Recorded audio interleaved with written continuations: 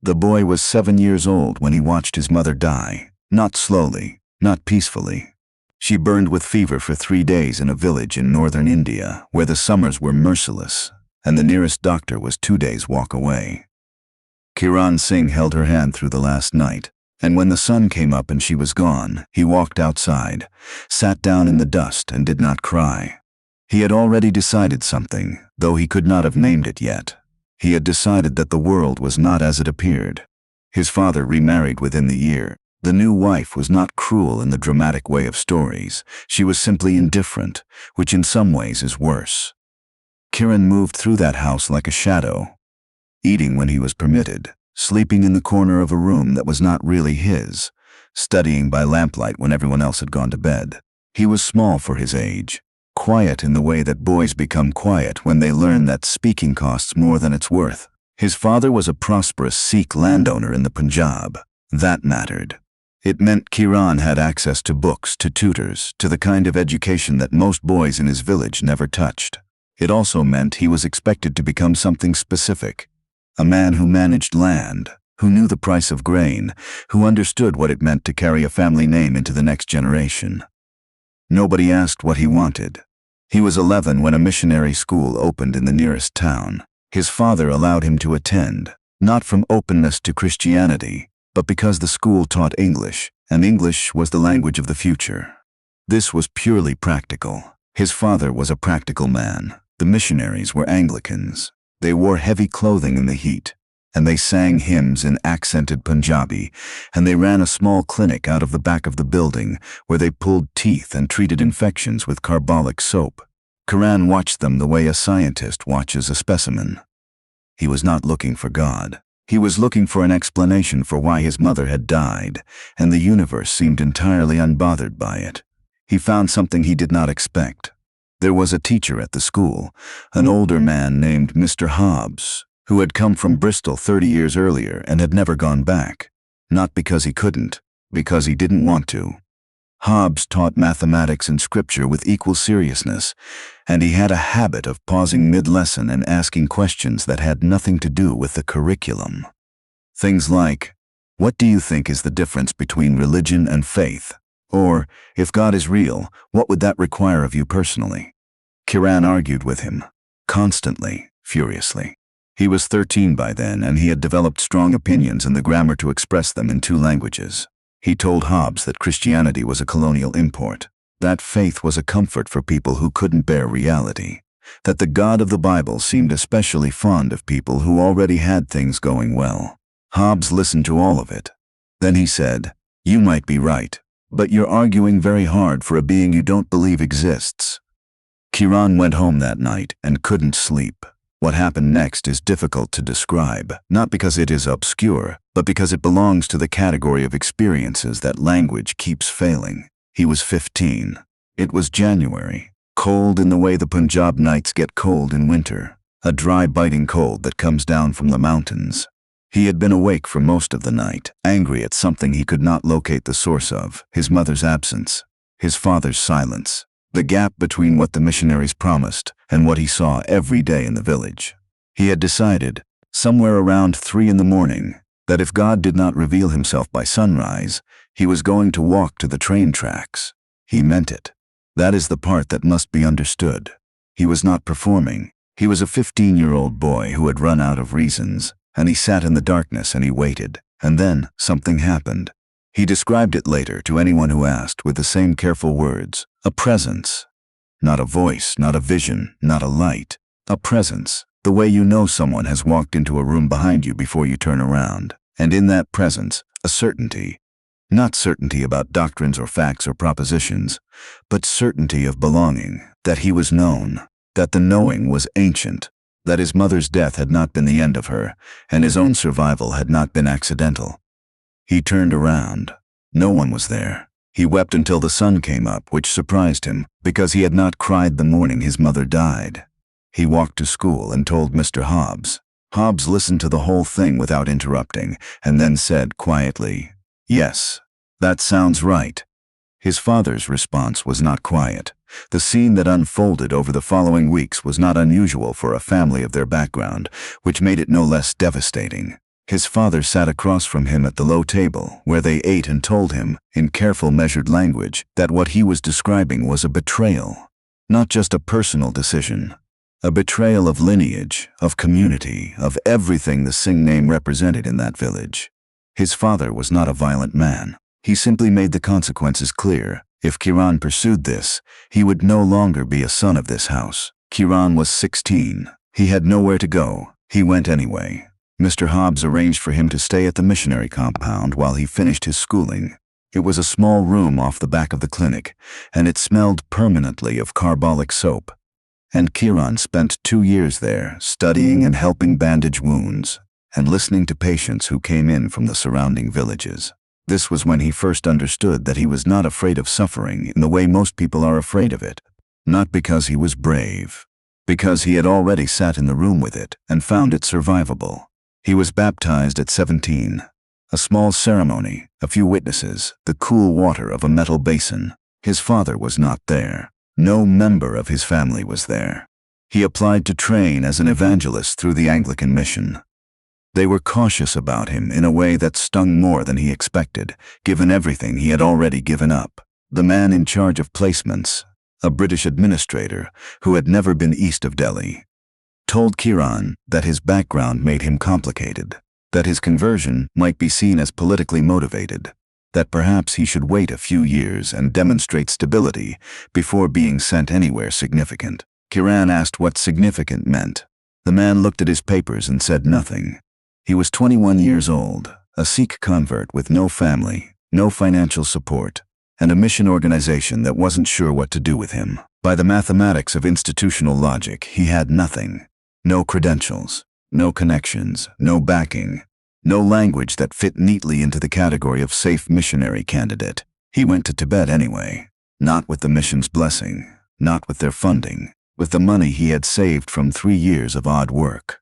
Translating, tutoring the children of British officers, occasional medical assistance at the clinic. He had enough for passage to Simla and then a guide through the mountain passes. He told Mr. Hobbs, who was the only person who didn't try to talk him out of it. Hobbs said, "You know this might kill you." Kiran said, "Yes." Hobbs said, "Then God go with you. The Himalayas in November are not the Himalayas of paintings. The beauty is real, but it is indifferent to you, in the same way a glacier is indifferent to you. Enormous and ancient and entirely unconcerned with your survival." Kiran crossed into Tibet with a single guide, a pack that was too heavy, and the wrong kind of boots for that altitude. The guide left him at the border of the first village and went back. This had been part of the arrangement. Kiran stood at the edge of a village he had no name for and began to walk toward the smoke. What he found was not hostility. It was something more difficult than hostility, total indifference. The villagers looked at this small young man from the plains and saw nothing that concerned them. He was not a threat, he was not interesting. He was simply strange, and strange things in the mountains were usually best left alone. He stayed for 3 months that first winter. He slept in a shed attached to a monastery when the monks permitted it, and sometimes in the open when they didn't. He learned what Tibetan he could from listening, the way a child learns, through repetition and context and a great deal of embarrassing error. He did not preach, he did not hand out tracts. He ate what was offered, worked when work was available, and waited. By the end of the 2nd month, people had started to come and talk to him. Not about religion, about practical things first. He had retained enough medical knowledge from the clinic to treat minor infections, to advise on wound care, to identify symptoms that were serious versus symptoms that would resolve on their own. Word travels fast in a small community. He was, it turned out, useful. And usefulness is the first language of trust. He spent the next 3 years moving through the villages of southern Tibet in a circuit he mapped himself, returning to the same communities in a rhythm that began to look something like belonging. He was not a citizen of these places. He was not Tibetan. He was a strange small man from the plains who appeared every few months and helped with what needed helping and told stories. Stories from the scriptures mostly, but told in the structure of the stories they already knew, with the images that were already in their hands and their language. This was where the mission organization caught up with him, not to help, to reprimand. A formal letter reached him through a contact in Simla, He was operating outside authorized boundaries. He had no official status. The work he was doing, if it could even be called work, was unsanctioned and potentially embarrassing to the broader mission's relationship with British colonial authorities. He was to return to Simla for evaluation and, if deemed appropriate, formal placement. He read the letter sitting outside a family's home in a village he had come to love. He folded it carefully. He set it inside his pack. He got up and went to help a woman carry water from the well. He wrote back, "I understand your concerns. I will not be returning. The work is here." He never heard from that particular administrator again. The question people always ask, when they hear the story up to this point, is, didn't he want backup? Didn't he want community, support, colleagues, someone to share the weight? The answer, from everything he wrote and from the accounts of people who knew him, is yes. Of course, yes. He was not a person who glorified isolation. He was a person who chose presence over safety, and sometimes those two things happen to be the same direction. In the 5th year, he was captured. This is the part of the story that most accounts spend the most time on, because it has the most dramatic surface. The details matter, but what matters more is what happened underneath them. A group of monks loyal to a senior lama in the region had grown increasingly hostile to his presence. He had been warned once, through a local contact. He stayed anyway, because a family in the next village was dealing with a crisis he did not feel he could leave. He was taken at night, bound, and brought before the lama who held authority in that region. The charge was spiritual pollution. He was corrupting the community. The sentence was to be sealed in a dry well outside the village walls until he died. He was inside the well for 2 days. He described this later, in the letters that survived, not as the worst experience of his life.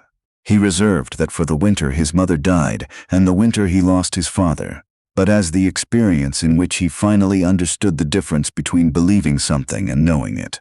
He prayed, not for rescue, for the people in the village above him. That is the detail that appears in the letter, matter-of-factly, the way you might note the weather. On the 3rd day, the cover was opened. Someone, he never knew who, never saw their face, lowered a rope. He climbed out. He walked to the next village. He was in poor condition but not dying. He found the family he had stayed to help. The crisis was resolved. He slept for 18 hours. He was expelled from that region by the lama's order and spent the next 6 months working further west, in communities he had not yet reached. There is no account of bitterness in his letters from this period. There is an account of exhaustion. There is an account of learning that his father had died the previous year, from a contact who had tracked him down to deliver the news.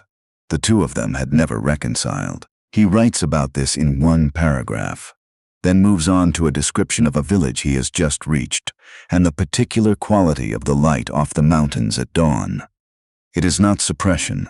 It is the writing of a man who has learned to carry things without setting down everything else to do it. He returned to India in his early 40s, not because the work was finished, because his body had started to present the bill for 2 decades at high altitude in difficult conditions. He settled near Simla, where Mr. Hobbs had died 4 years earlier, and spent his remaining years doing what he had never been permitted to do formally. Training young Indian evangelists, most of them from backgrounds even more marginal than his own, to go to the places that formal organizations didn't reach. He had no institution behind him. He had a rented room and a circle of students who came and went, and a reputation that had built itself over 40 years without his permission.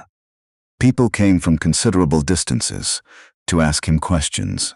He answered them with the same directness he had offered Hobbs as a furious 13-year-old, but with something added. A stillness that people who met him in those later years consistently noticed and consistently failed to fully describe. He died on a Tuesday morning in early spring, sitting in a wooden chair in the courtyard of his rooms, facing east. The students who found him said he looked like he was still waiting for something. Or perhaps, this is the interpretation that came later, that he had just finished receiving it. He was 63. He had no family in the legal sense. He had left no institution, no built structure, no formal legacy. The mission organization that had once told him to come back for evaluation never formally claimed him.